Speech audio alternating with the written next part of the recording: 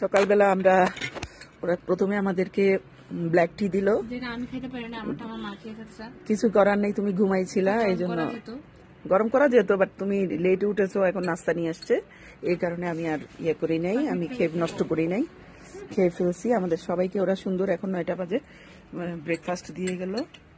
এটা আমাদের ভাড়ার সাথে ইনক্লুড ছিল, ব্রেকফাস্ট ফ্রি।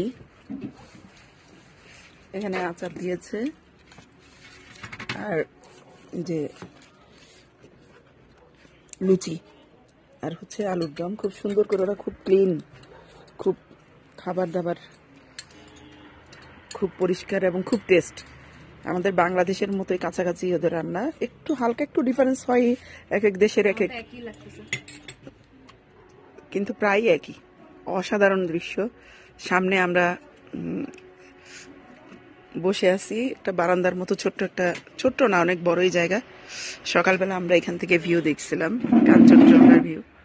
এই যে কাঞ্চনজঙ্ঘা, যেটা অনেক বড় বড়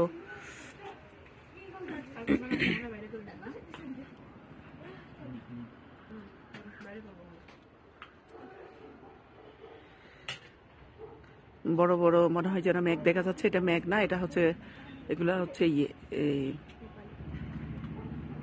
কাঞ্চনজঙ্ঘার যে বরফের স্তূপ। সকালবেলা আমরা খুব এনজয় করেছি, 6টায় সূর্যটার সাথে সাথে একদম উকি দিয়েছিল। এই যে কাঞ্চনজঙ্ঘার বরফের এই যে ছাদগুলো, অসাধারণ। এখানে একটা জিনিস দেখলাম, সবাই খুব সুন্দর, খুব বাগান টব, যে যেখানেই জায়গা পাক, যতটুকু জায়গা পাক, বিভিন্ন রকমের গাছ, টবের গাছ লাগাই, ফুল বিভিন্ন রকম।